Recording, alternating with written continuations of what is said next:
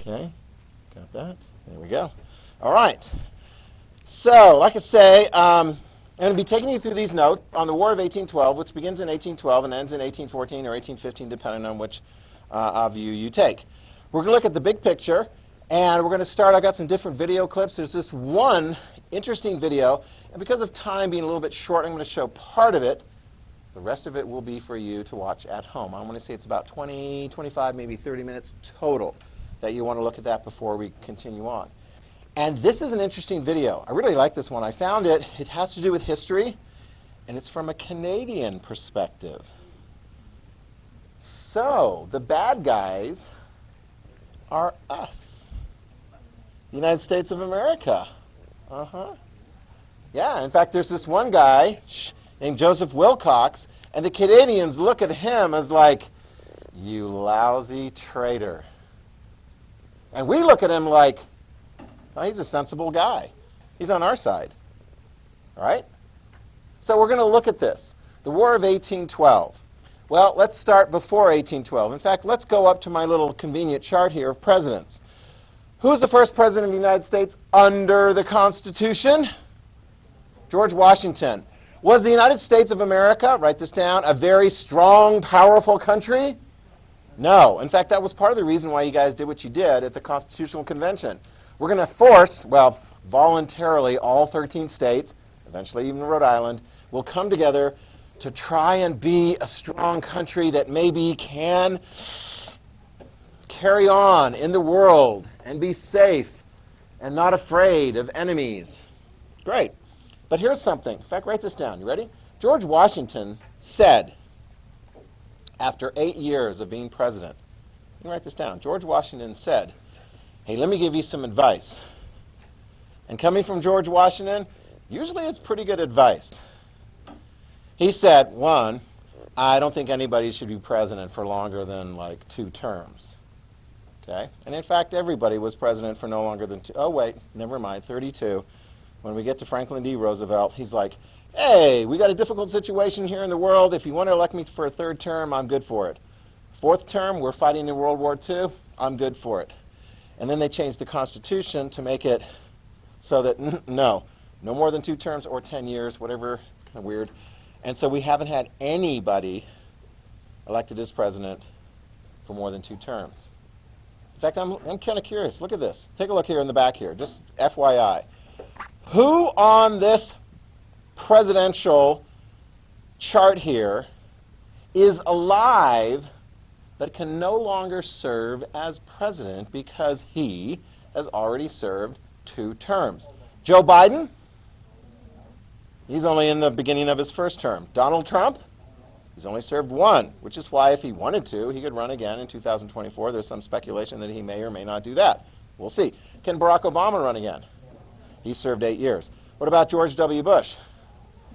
No, he's served 8 years. If you read the dates on there, if your eyesight is good enough, it's not that good. Yeah, it's always like an eye chest. Can you read? Can you guys read it on the bottom? Yeah, no, it's a little bit trickier. You're like, yeah. Yeah, Keith, it's okay. You're like right up close. Okay. Can Bill Clinton run for another term? Nope. He's served 8 years. Okay. Shh, please. George H.W. Bush is deceased. Ronald Reagan is deceased. Jimmy Carter is still alive. His health isn't in the greatest situation. Can he run again? He can. Under the Constitution, he's only served 4 years. Okay, so that was the advice of George Washington. Write this down as well. Ready? Write this down. And this was advice that he gave that is going to be followed for years and years and years. He gave this advice. United States, stay out of European wars. Write that down. Stay out of European wars. And the advice was along the following ideas. European countries are big and powerful, and they're always switching and fighting, and you're just going to get beat up if you get involved in a European war. So we'd say, if France and Britain are fighting again, which they seem to be doing a lot at that time in history, stay out of it. We're too small. You got that? It's pretty good advice. Write that down. We're too small. Now, we had the potential of becoming very, very big. Very, very big. And eventually, the United States is going to, by the time we get to the end of the 1800s, as opposed to the beginning of the 1800s, when Thomas Jefferson takes over for John Adams, by the end of the 1800s, we're pretty big now. By the end of the 1800s, just make a note, we were the largest economy in the world. We produced the most industry. We had factories, we had, by the end of the 1800s, gone all the way to the Pacific. And we'd even, by that time, we had Alaska, we'd had it for quite a while, we even had Hawaii added to the mix. We were a big country by the end of the 1800s. Not the early part of the 1800s, but by the end of the 1800s, we're like, whoo, just kind of like, a teenager who all of a sudden, whoo. Have you ever had any people that you haven't seen in 2 or 3 years and they see you and you're like, oh, you're so big now? Right? Your cousin, right? You hear that and you're like, well, aren't you astute in your observation? Have you ever noticed that with younger people? You grow. The United States grew, and we grew. We became big and powerful, and we're going to be a major player in the 1900s, and we still are. And the life that you live, you're living here in the United States of America, a superpower. And there's a lot of responsibilities that go along with that. What wars to fight in different parts of the world, and when to get out, and when to do this, and so forth. But write this down. Back in the early 1800s, we tried to stay out of war, because we didn't want to get picked on. And even when we did get picked on, have you ever been picked on and you're like, I don't think I can take this fight? And hopefully your parents are around, or maybe there's somebody bigger that's there to protect. Have you ever been picked on and there was nobody around that could come and help you? Really sucks, isn't it? Right? You're like, man, that would be really nice if we could do that. That was the United States as a very, very small country. We had a lot of potential. In fact, if you look at this map, you can see the green areas.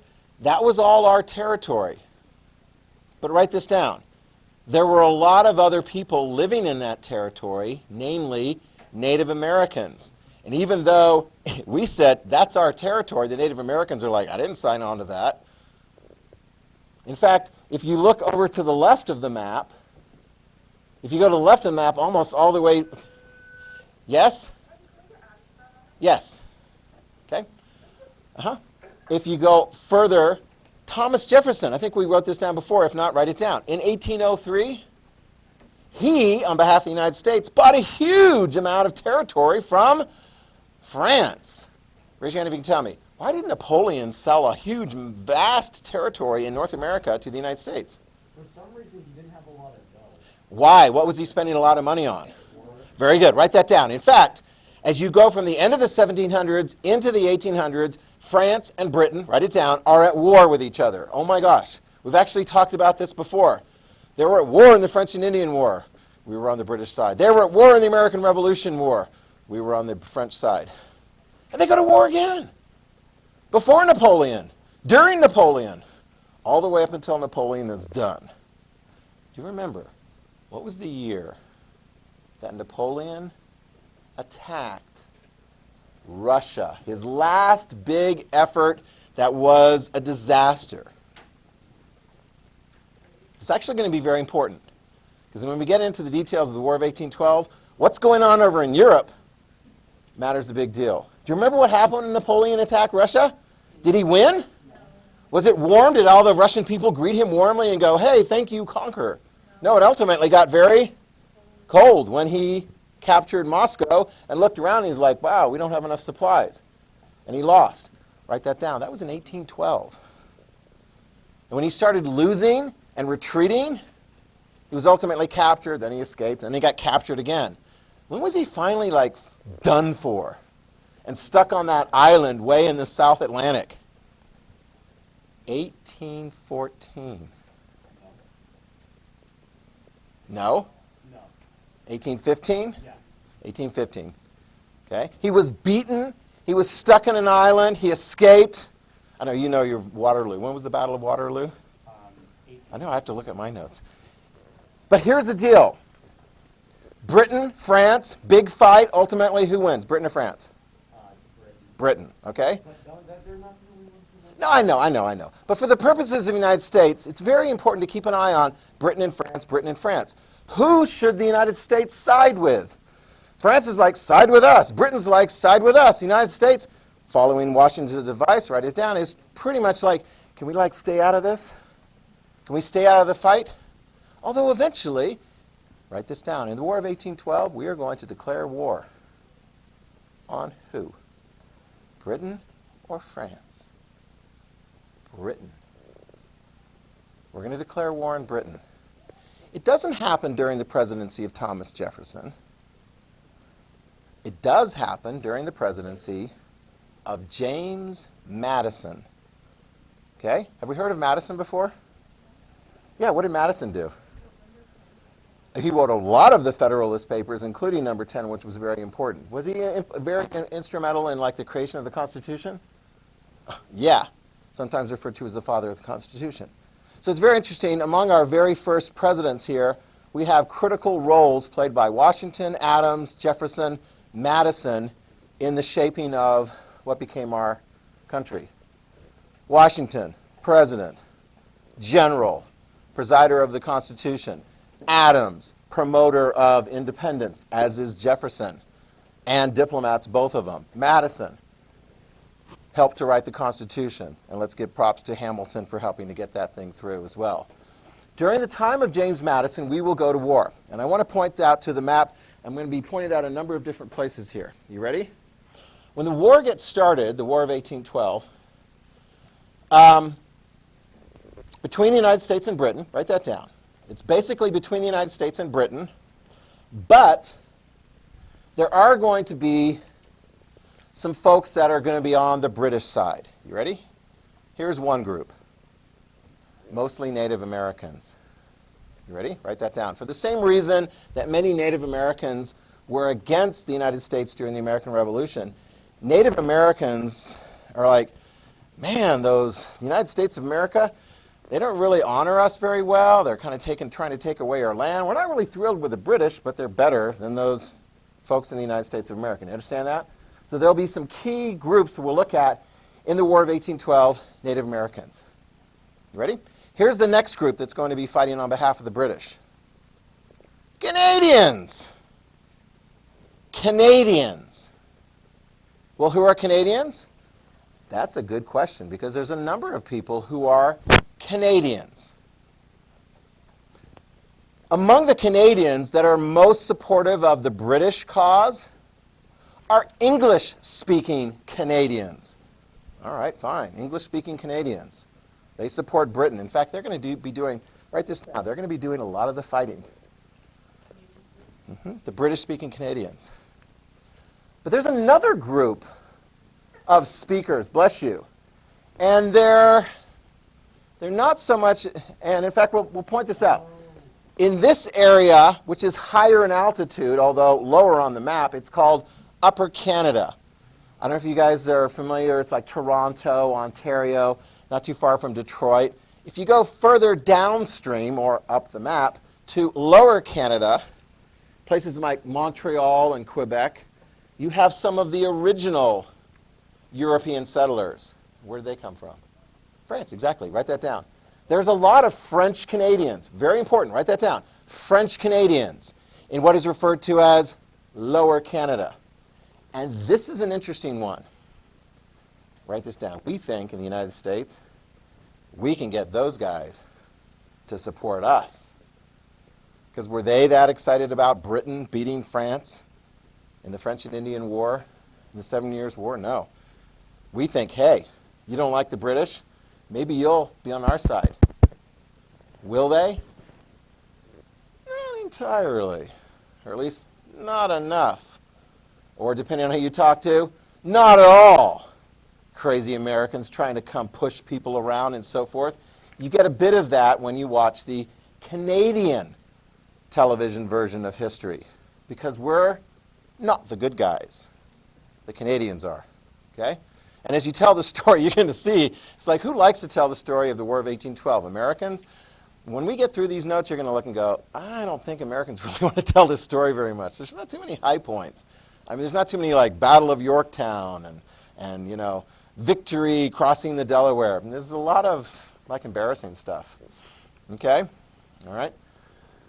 So those are going to be the people that are going to be fighting. Notice, write this down. The War of 1812 between the United States and Britain doesn't take place anywhere near Britain. You're like, oh. But wait a minute. The United States of America, if we go to war with Britain, we're going to take our huge, vast navy, and we're going to take it over to Britain. We're going to invade. Did we have a huge, vast navy at that time? No, write that down. We did not have a huge, vast navy. We had a navy, but it wasn't anything like the British Navy. In fact, take a look at this map here. This is going to be a fact of war during the war. See these little boats off the coast of the United States? That represents the British Navy. They're conducting a very effective blockade against the United States. When we're at war with the British basically say, hey, United States, you aren't going to be allowed to trade with anybody because you're going to have to get past our naval ships first, and I don't think you're going to be able to do that. Good question. I'll tell you what. They had enough. The British Navy was the most powerful navy in the world at that time. And when they were fighting the French, they had enough to fight the French in the waters as well as blockade the United States of America. So, are we going to have big naval battles in the Atlantic Ocean with the British fleet?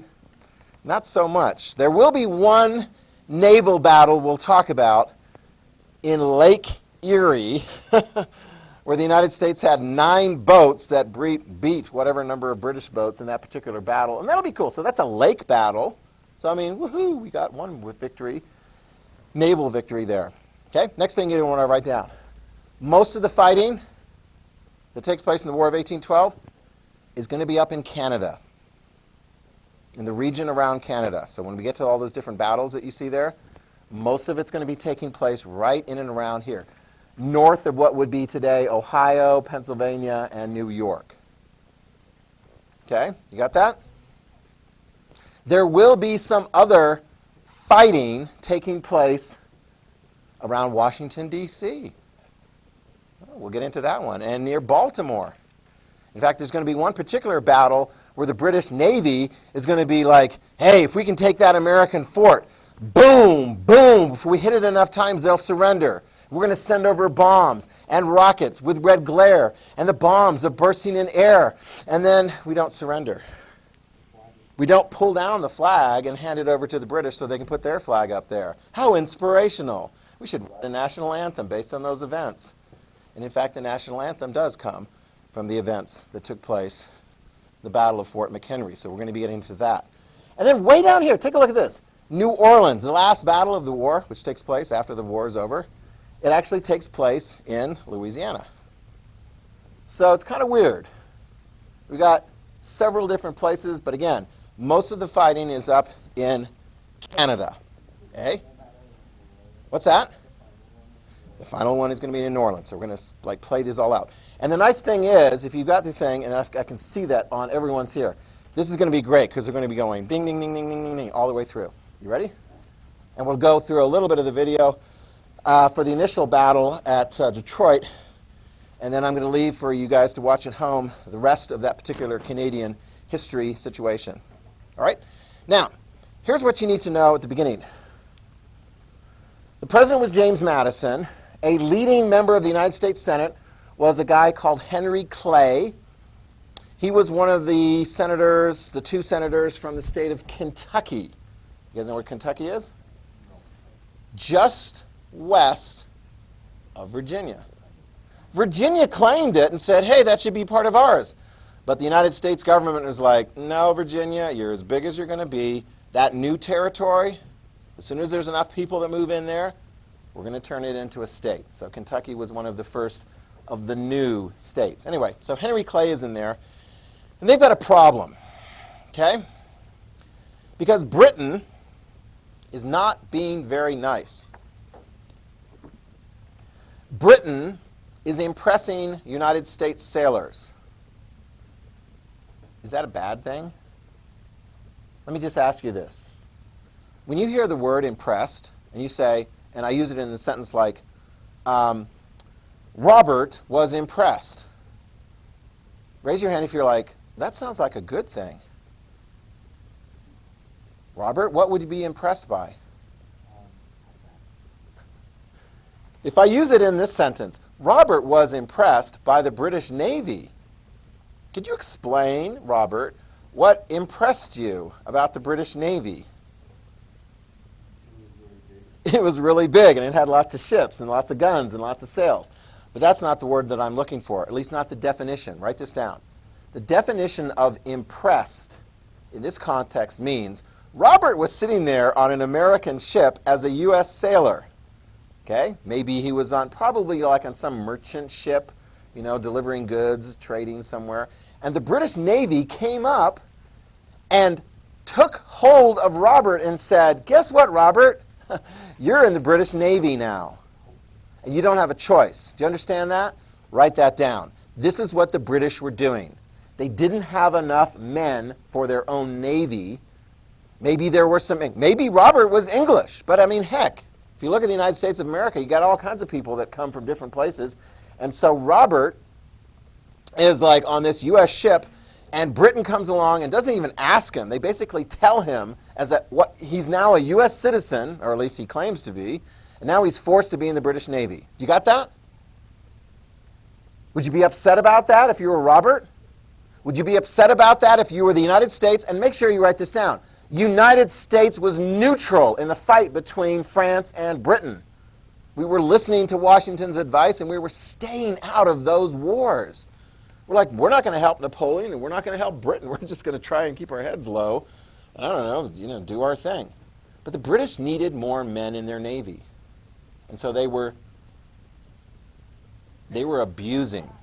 They were abusing our neutrality. Do you remember in the Amazing Grace movie how they just sort of flippantly said, oh yeah, if there's an American flag that's got its flag flying of neutrality, we're going to pass a law that says we can raid their ships and take their cargo?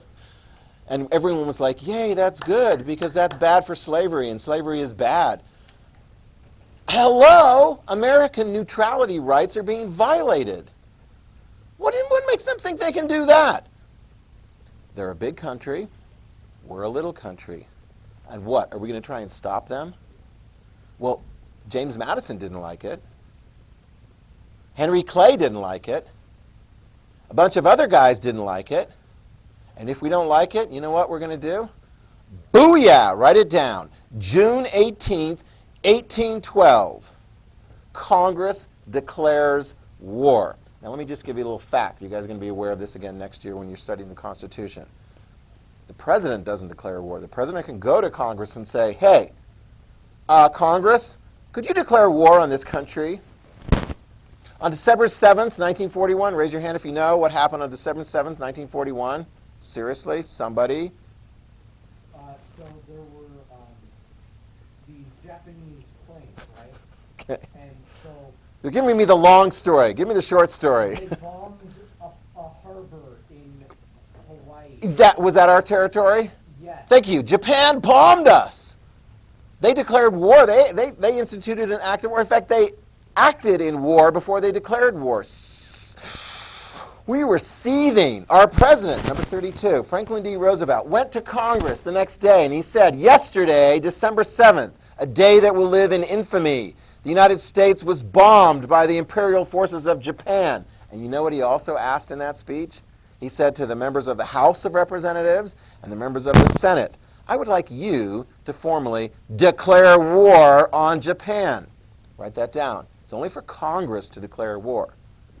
If war is taking place, who's the commander-in-chief? Anybody know? The president's going to be the commander-in-chief. Okay? So the president is the civilian person in charge of the military operations. I tell you what, they call them the war hawks as opposed to doves, which are nice and peaceful and they fly around and let's make peace and do all kinds of stuff. If it's a war hawk, it's war. So there's a military, mostly having to do with like aircraft and so forth. Have you guys ever been to the Warhawk Museum in Nampa? It's very cool. I would recommend that very, very highly. Anyway, military museum there. So we declare war on Britain. Now, Keep in mind, be very clear on this, write this down. Does Britain have territory in the Americas? Yes. Canada is their territory. It is controlled by Britain. They also have Jamaica and some of the stuff in the Caribbean. You got that? And they've even got, like, there's disputed territory over in Oregon. So, like, where we are right now, right here, the British had claim of this territory. And ultimately, the United States is going to have claim of this territory. What, are we going to go to war over Idaho? Over Oregon and Washington? No, eventually there's a deal, and they get, like, you know, British Columbia, and then we take what is now Washington, Oregon, and Idaho. Canada. Yeah, so, I mean, if you look back at the map that we had up before, they've got pretty much all of that kind of light yellow area, okay? The furthest north we go is like what is now the state of Maine, and then we go up to here, what is now Minnesota and so forth. Anyway, they've got that territory, okay? So we declare war on Britain. Here is one thing that we were thinking perhaps might help us. If we go to war with Britain, which is a big power, and they got a big, powerful navy, do we think we're going to be able to beat Britain if Britain is like not fighting anybody else? But is Britain fighting somebody else? Who are they fighting? France. In fact, write this down. You ready? It was actually a pretty good calculation. Write this down. During the War of 1812, especially in the early stages, Britain did not send over a big military force, which is going to make our part in the War of 1812 look really pathetic. Britain's main army stayed on the continent. Who was a bigger threat? The United States of America or France? Oh, definitely France. At that time in history, definitely France. I mean, Napoleon, if you look at it, if you remember, like, where was Napoleon beaten in his early years on the continent of Europe? Like, nowhere. I mean, ultimately, he took over all those different places. I mean, it was the Russians first that were able to boom, boom, boom, and knock him down, and then everyone else was able to pounce on him and get him thrown to an island, and then he tried to make a comeback attempt, and that failed, and he got stuck in another island, and that's it. But write this down. Britain did not send over a lot of soldiers.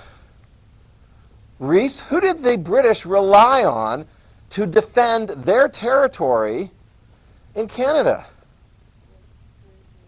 Yeah, the British Canadians. Are the British Canadians up to the job of taking on the United States of America? As it turns out, they are. Okay? They are. Now, there will be, I want you to write this down here, because this is going to be interesting. Notice the date here, 1811. This is actually occurs, this is a place called the Battle of Tippecanoe. This is not part of the War of 1812, but it's a little bit of a prelude to the War of 1812. This tells you why the Native Americans did not like the United States of America. We had a general, William Henry Harrison, who was fighting in what would be ultimately Indiana, the state of Indiana. And there was the Shawnee chief, Tecumseh, who was a tough chief. He hated the Americans because the Americans were coming in and taking their territory. And there was a big fight there in 1811. And we won. Tecumseh got away with his life and got away with his tribe and so forth, but we did beat him. We're going to see both of these men involved in the War of 1812. William Henry Harrison is going to be fighting on behalf of the United States of America. What about Tecumseh? He's going to be fighting on behalf of the British because he can't stand the United States of America, and he's afraid that if the United States of America wins, that's not going to be good for the interest of Native Americans. Okay? It's all a matter of, like, who respects the rights and territorial views of Native American tribes? More. Maybe the British a bit more. Because the United States of America looks at this map and goes, that's our territory. We want to spread out into that territory. And if there happens to be people there already, well, you know, we'll deal with it. Okay? So this happened in 1811. The war officially gets started in 1812. Question, can the United States conquer Canada? Oh, write this down. We thought so. We were confident. In fact, write that down. In fact, Thomas Jefferson, previous president, was like, it's only a matter of marching. We need to march in, and we'll win. We beat the British in the American Revolution. Surely we can beat a bunch of colonists, English-speaking Canadians. We can do it. Here's the first battle. Okay? You see the bullet point? The Battle of Detroit. The Battle of Detroit, August 16th, 1812. The Battle of Detroit. I'll point it right out where it's taking place. It's going to take place right here. Fort Detroit. Have you guys ever been to Detroit? Anybody been to Michigan? Okay. If you go to Detroit, Michigan, today, you'll find that it is right on the border of Canada. If you head east across the bridge, you're in Ontario province of Canada. Okay? There you go. All right. You've got the Superior and Huron Lake Michigan, flowing into Lake Erie, and it flows into Ontario, and then it goes up the St. Lawrence Seaway to the Atlantic Ocean. So here we go. The Battle of Fort Detroit. Who's involved in it? On our side, we're going to have General William Hull, dun, dun, dun, dun, the American general. The commander on the British side is General Isaac Brock. All right? So now let's lie them up. General Hull, you would think, had the advantage. He's got a fort. He's in a fort. General Brock is not. Now, it's a very interesting thing, because if you're in a fort, the American is Hull, the British is Brock. You're going to need to do that, because I didn't put that on the slide there. American Hull, General Brock. Now, the Americans are thinking, here's what we could do. We could take our forces. In fact, let me double check and see how many we've got here. 2,500 U.S. soldiers. Write that down. General Hull in Fort Detroit with 2,500 soldiers. You're like, I don't know, is that a lot? Or I don't know, is that enough? They were thinking about just marching into Canada, taking on the Canadians and whatever British troops there, and beating them. Could have done that. Because, in fact, as is reported, here is the number of British soldiers. 300. Ooh, those are pretty good odds. 2,500 U.S. soldiers versus 300 British soldiers? Wow. But there were Canadians. Militia. Now, we always have this question. Can the militia actually do the job? Right? Are the militia better or not much well-trained as compared to regular soldiers? They could, depending. I don't know. We'll see how it works out. 400 was the number of Canadian English-speaking militiamen. Let me see if this adds up. So we got 2,500. They got how many? 700. We got a fort, and they're out in the open. Okay. They also had native warriors. 600. 600 native warriors. All right, so that's kind of even the odds out a little bit, right? No. It's a little closer. It's a little closer. Well, and of course, we know this now, or we got a pretty good idea about it now, but when the thing is going on, you really don't always know exactly how many people there are. Here's one thing. In fact, Reese, you're General Brock. You've got 300 British soldiers. That's all Britain could, free up for you to, defend their territory there. But you got 400 Canadian militiamen. And how can you, think about this, I'll give you a clue if you need one, how can you make it look like your army is actually better than it is? What can you do about the appearance of your militiamen to make them more imposing to the American soldiers? Very good. What kind of uniforms are you going to put them in? Perfect. Write that down. That's exactly what's going to happen. at various different stages, including this one, I believe, the British commander will take surplus British Army uniforms and put them on the Canadian militia, okay? Trying to create this sense in the enemy of, oh, they're really tough, because you know how it is. Remember Genghis Khan? Did he like to actually have to go into battle to defeat somebody, or did he prefer them to surrender at the first sight of his armies? He liked them to surrender. Here's the deal. This is what Brock does. Write it down. He marches to Fort Detroit. He doesn't wait for the American to come out and attack. He's like, I'm going to bring the attack to you, pal. You're sitting inside your fort, all confident in everything, but guess what I just pulled up outside of your fort? Cannons. Boom, boom. I need a general. Who's William Hull? I need a volunteer. William Hull. All right, William Hull. Yeah. They got cannons. They start firing off their cannons. What are you going to do? Is there any outside forces that we could send to break the siege? Anything? Well, I mean, you've got 2,500 soldiers. How many? Oh, 2,500? Yeah, you got 2,500 soldiers in your fort. Yeah, start killing the enemy. If you got a fort and they're hitting you with cannon and so forth, I mean, can you fire back? Yeah, but you could also just leave the fort. Why would you leave the fort? Because it's under siege. So what? Stay in the fort. You mean you've got the barriers to protect you? Not for long. Not for long? They've got cannon. You got cannon too. You can fire back. Oh, there you go. Yeah, I mean, hello, you're in a fort. You don't sit there and go, well, I hope they don't shoot cannons at us. That would really suck. No. Fire back your cannons, man. Sure. Toughen up. Yeah. You're a general. What do you think this job is about? It's about killing the other guy. There. Now, this is what General Brock does. General Brock puts his native forces out there, and they are visible to the Americans and the American commander in particular. The native forces are present. And General Brock basically says to General Hull, surrender.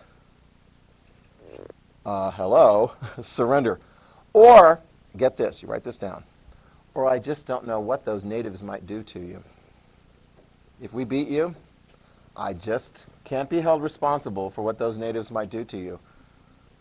General Hull, what could potentially the natives do to you if you happen to lose? Chop our heads off. Oh my gosh, chop your heads off. All right? You guys are the Americans inside Fort Detroit. What do you want the general to do? To go away? Do you want to surrender? No, do you think you have the advantage? All right, this goes on for, let me see, double check here. I want to say 2 hours of bombardment. Okay, 2 hours of bombardment. And then the general surrenders. Write it down. General Hull surrenders Fort Detroit, surrenders his troops to the Canadians under General Brock. Oh, the British, and mostly Canadians and native. That's not even a fight.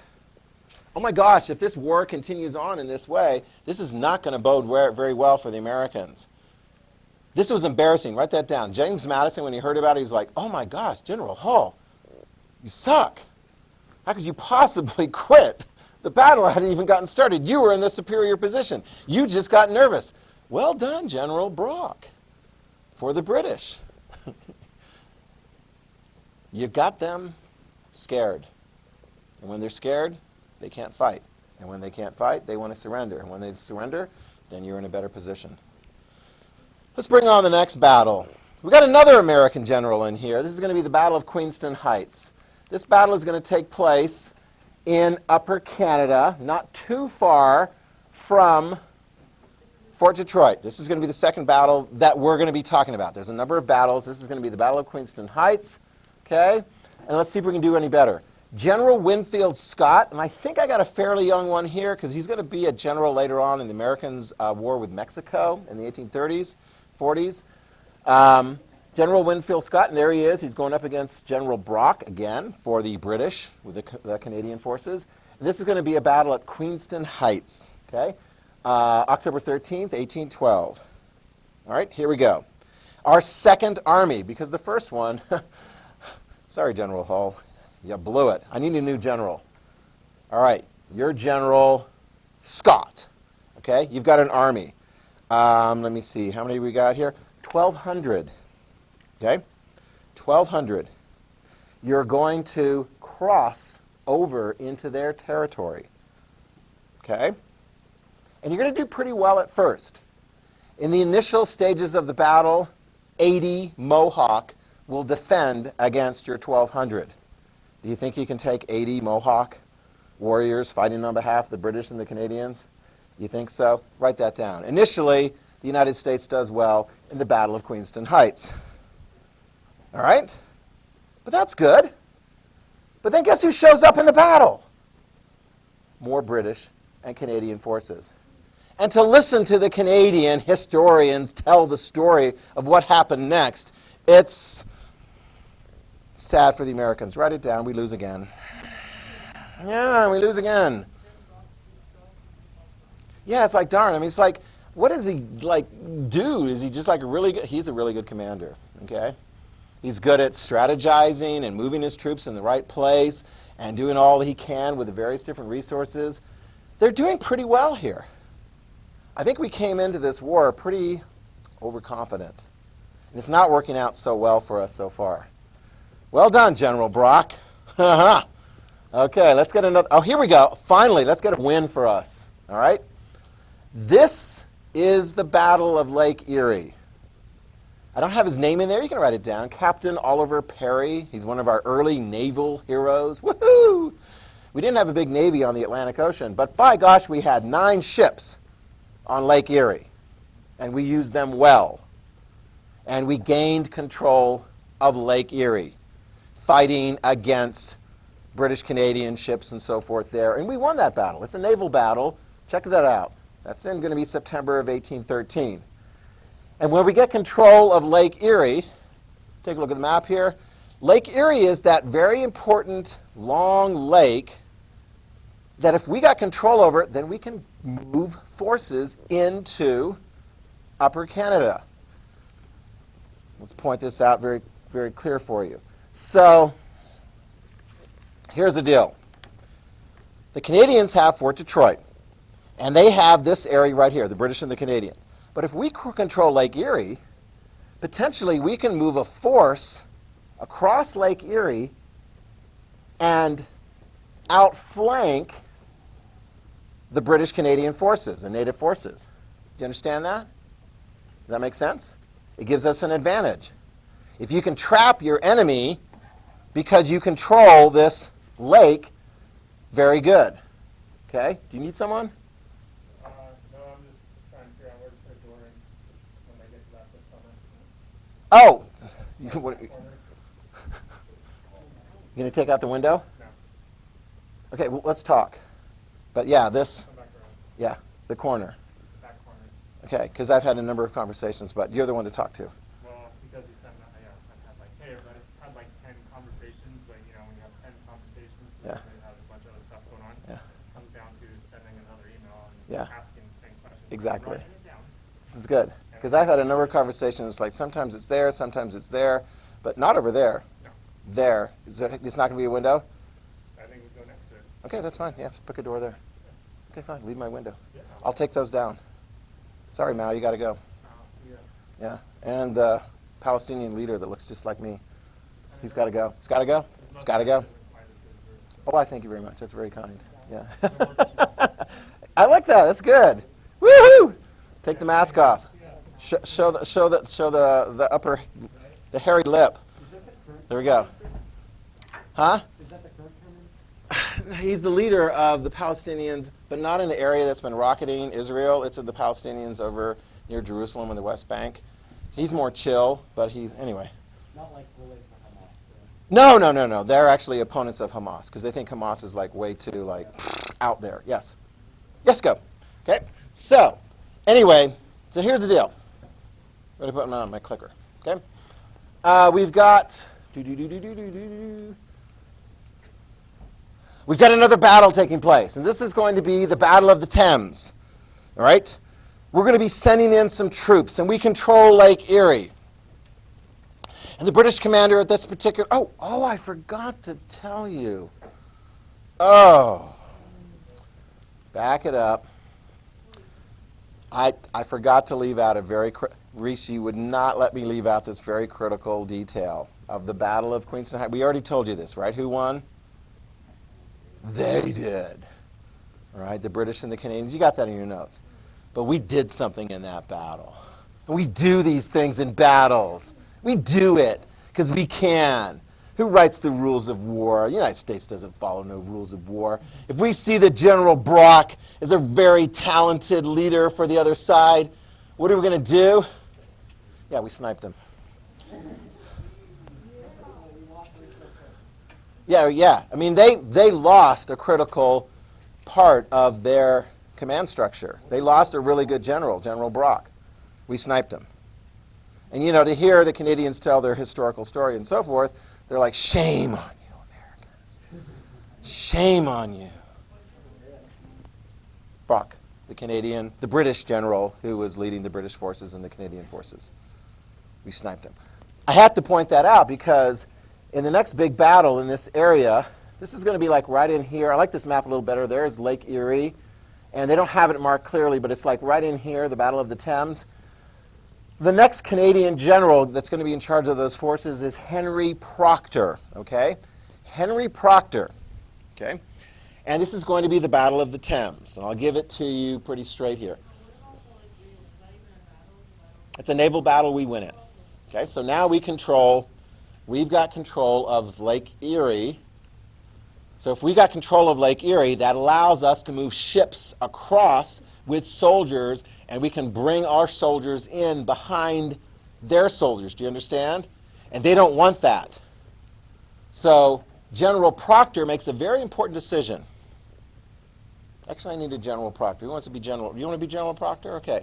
All right. I just outlined it for you. Do you want the Americans to move in their troops behind you? You don't want that. So what are you going to do? You're going to move away from where the Americans can pull in? Now let me ask you this, because this is critical. What if that means you giving up Fort Detroit, giving up all of that territory that you had gained over here? Is it in your military best interest to pull back so that you're not going to be outflanked, even though you're giving up some of the hard-fought stuff that you won? What about it, General Proctor? What's your decision going to be?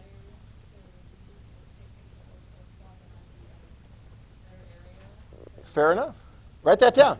That's what General Proctor said. I'll make this clear. General Proctor said, it's best for our troops to pull back. Okay? It's best for our troops to pull back to be in a stronger position to fight against the enemy. It doesn't matter so much, says General Proctor, where you are at a particular situation, except that you're going to be in the best situation to fight against your enemy. So if you have to step back a bit so that you can keep the enemy in front of you as opposed to have them come around you, that's what General Proctor does. So he makes you can call it a tactical retreat, a planned retreat, although it still has that word in it, retreat. And Tecumseh doesn't like that. Who is the head of the forces in this particular arrangement now of the Shawnee forces? Tecumseh is in this battle. Check this out. It's William Henry Harrison versus Tecumseh, the rematch with General Proctor. Well, who's in charge of the British forces, the British and Canadian forces? Who's in charge of the British and Canadian forces? You're Proctor. I need Sean. I need Tecumseh. You're Tecumseh. Perfect. What forces are you in charge of? Yeah, the Shawnee tribes and so forth. Yeah. So Proctor is like, hey, we need to retreat. What do you think about retreating? Write that down. Very good. You got that right. Tecumseh says, I don't like that. That's wimpy. That's lame. That's cowardly. And I'm not going to do it. Because you can be in charge of your British and Canadian forces and so forth, but what forces are you in charge of? Yeah. And if William Henry Harrison comes in with the Americans and you're the only one standing in the way, what are you going to do? What are you going to do, Tecumseh? Oh my gosh, you just gave Proctor a hard time. Write this down. Proctor is retreating. Are you going to retreat too? What are you going to do? You going to stand and fight? You going to stand and fight? Courage? Is it going to be a good fight? It's going to be a tough fight. You're going to take down a lot of Americans. But guess what? The Americans ultimately are going to take you down. Write it down. The Americans are going to take down the Shawnee. And not just Shawnee forces. Who are they going to go after? You. They're going to go after you. We don't know exactly what happened to Tecumseh, other than that he was killed. Some people say that maybe his body was like maimed as a result of like getting some trophy or so forth. But he's dead. Tecumseh is dead. He was an able fighter against American forces. William Henry Harrison took him on twice. Okay? William Henry Harrison is actually going to take that. Look over here at the chart here of the presidents, number 9. In 1840, sometime after this battle, the two battles, he runs for president. He was one of the older presidents in our country at that time. He's elected president on the basis of, in part, his military achievements. And literally, his campaign slogan was, Tippecanoe and Tyler too, as in the famous Battle of Tippecanoe where he first beat Tecumseh. There you go. You know, Harrison sounds boring, but Tippecanoe. And then his vice president was John Tyler. Tippecanoe and Tyler too. He won. He was elected president. How long did he serve as president? Take a look up there. Like about a month. He was the shortest lived president of the United States. Anybody know the story? He gave a speech. He got sick. He got pneumonia. He died within a month or so. Who took over? Tyler. Yeah, Tyler ends up being his vice president, ends up serving as president for like 3 years and 11 months or something like that. So William Henry Harrison comes out of the War of 1812 as a military hero. All right, so we've got a number of military heroes. George Washington took that into the presidency. Woohoo! And now we got William Henry Harrison that's going to take that into the presidency, but we're not done yet. Because you can look up there and see number 7. That's going to be another military hero. So we win this one. Write this down. United States. Woohoo! We win. Okay? We win, we win, we win. This is good. Okay? I like this. I like telling the story about how this works out. Let's go for these 3 next. Okay? Here we go. The Battle of Chateau, the Battle of Chrysler's Farm, and the Battle of Lundy's Lane. They're kind of lumped together, and I'm going to have you watch the whole film that tells the Canadian perspective. In fact, I think I'll put all of that onto the home portion rather than read chapters and so forth. You're done with the textbook. You can bring that in whenever. But I'm going to have you go through that. These are 3 battles that take place in Upper Canada and then the last one in Lower Canada. I like this map because it points this out. Okay? Tessa, what is the language spoken most by the colonists living in Upper Canada? English. What is the language spoken most by the ones in Lower Canada? French. Very good. Okay? Now, put this down. We actually thought we might have some advantage here. 1, French Canadians. We figured that they may support us because they're not happy with being the British. Write that down. Okay? Didn't work out that way. When we actually went into battle in Lower Canada, at the Battle of Chateau, the French Canadians were firing against us. The Canadians love to point that out in their history. They're like, French-speaking or English-speaking, all together they have one common cause, fight against the Americans. We also thought there was going to be some other people. This is very important. Think about this. There were Americans who had moved into Canada. Write that down. There were Americans who had migrated into Canada. They were living in various places right here. Where do their loyalties lie? With their original home country? Or with this British-Canadian situation? It's a good question. Because when we get to the Mexican-American War, there's going to be a whole bunch of Americans that move into a Mexican territory called Tejas.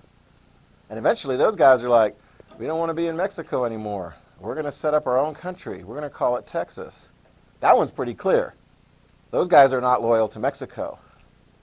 During World War II, after the Japanese attacked, we were freaking out. We looked along the Pacific coast and we saw a lot of people who were Japanese Americans. What are we going to do? Are they loyal to the United States of America, or could they be loyal to Japan? We didn't pause too long before we rounded up Japanese Americans and put them in confinement in places like Idaho and some other places. Afterwards, we're like, yeah, we kind of goofed up on that one because they turn out to be very loyal.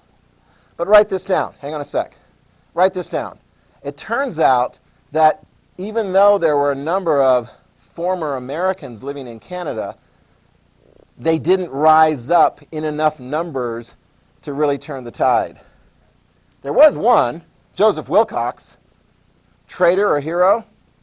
He tried to help organize Canadians for America. Is he a traitor or a hero? Raise your hand if, on the basis of the fact that he tried to raise support for the United States of America, he is a hero. Woohoo! Raise your hand if you say he's a traitor because he is supporting the United States of America in a war and so forth over there. Some of you guys are like, I don't want to take a position on that and so forth. Write it down. Clearly, the Canadians see him as a traitor. What would they have done with him if they got their hands on him? They would have hung him. Write that down. They would have hung him, for sure. And there were others, Canadians that supported the American cause, that were captured and hung. He managed to evade capture ultimately, which is probably important because these three battles, without going into all the details of exactly how they took place, there is something in common. British, mostly Canadian forces versus American forces. 3 battles, 3 outcomes, the same. The British and Canadians win. Bing, bing, bing. Our efforts to conquer Canada fail. Dang! Dang! Did you know that? We went after Canada during the American Revolution, during the War of 1812, and we failed twice. Oh well. Didn't work. Now, meanwhile, by the time we get to 1814, I got to tell you something's happened over in Europe. France is lost. Napoleon is lost. Now, he's going to make a really poor comeback attempt, but he loses. So that does what to the British Navy and the British Army? It frees it up. Here we go. Write it down. By the time you get to 1814, the British Army is now loading up on ships, and they're coming for us. Do we have an American Navy that can protect our shores? No. On August 24th, 1814, our nation's capital was put under attack and under the torch by the British forces. They got to the Capitol, burned it. They got to the White House, burned it. Thank goodness for James Madison's wife, Dolly Madison. As they were preparing to leave, Madison and his people are like gathering up important papers and so forth. And she's like, let's save the artwork. So, way to go, Dolly Madison. She helped to organize and save much of the precious artwork that was in the White House. Because when the British got there, they put it to the torch. When the events took place on January 6, 2021, it was interesting in historical context because people were like, not since the War of 1812 did the United States Capitol come under attack and so forth and so on. Well, Okay? Yes? technically, like, I think it was the British again. They did it. well, yeah, but during Andrew Jackson's presidency, they kind of trashed it, like, Yeah. I mean, and trust me, during Lincoln's presidency, during the Civil War, if the Confederates could have gotten to Washington, D.C., you better believe they would have attacked it, for sure. Now, one thing that took place not too long after that, here we go, the Battle of Fort Mchenry. The Battle of Fort Mchenry, which is near Baltimore and the Chesapeake Bay. It's a major fort on the Chesapeake Bay. Let me back it up here a little bit to our major map. Here we go. Here's Washington, D.C., right off the Chesapeake Bay, just north of Yorktown.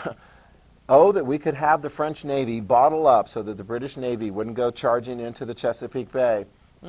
When we had the British Navy so they couldn't get into the Chesapeake Bay, we won the Battle of Yorktown. But in the War of 1812, they take Washington, D.C. And as they come up to Fort McHenry, they're like, we're going to take Fort McHenry, and we're going to be